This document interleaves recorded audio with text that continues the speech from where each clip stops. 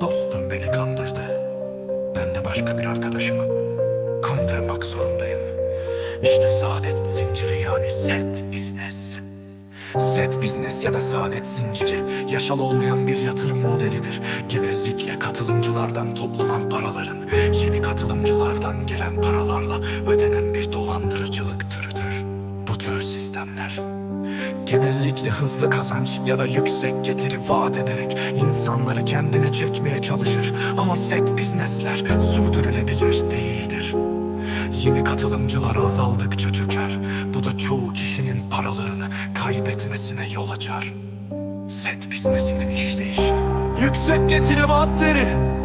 Dolandırıcılar insanlara kısa sürede yüksek getiri vaat eder ve onları yatırım yapmaya ikna eder. Yeni üyelerle büyüme. Sistemde yer alan her kişi yeni üyeler getirmek zorundadır. Yeni katılanlardan alınan paralar eski katılımcılara getiri olarak dağıtılır. Sistem çöker. Yeni katılımcılar azaldığında sistemin sürdürülebilirliği kalmaz ve dolandırıcılık ortaya çıkar. İlk katılanlar bazen getiri alsa da sistemin çökmesiyle birçok kişi zarar görür. Dolandırıcılık yöntemleri: gerçek olmayan vaatler.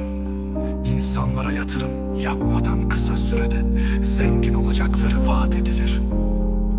Şeffaf olmayan yapı. Şirketin ya da organizasyonun yapısı ve para akışları hakkında bilgi verilmez. Yatırımların geri alınamaması.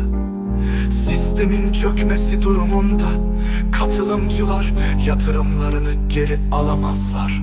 Set business'ler çok sayıda insanın maddi kayıplar yaşamasına sebep oldu ve böyle sistemlerden uzak durmak ve bilinçli olmak son derece önemlidir.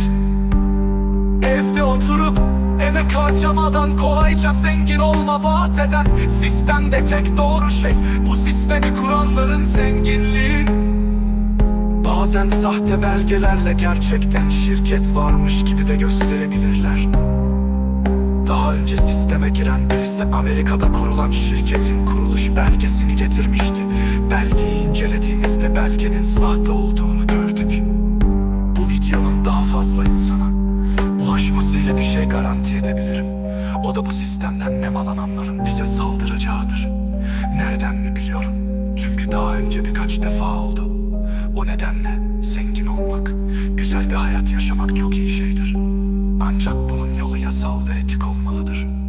Çok iyi eğitim almak, gençlik yıllarından itibaren kendi alanında tecrübe kazanmak, bol bol kitap okumak, akıllı çalışmak zenginliğe giden yolda en zor olanlardan biridir belki. Ama en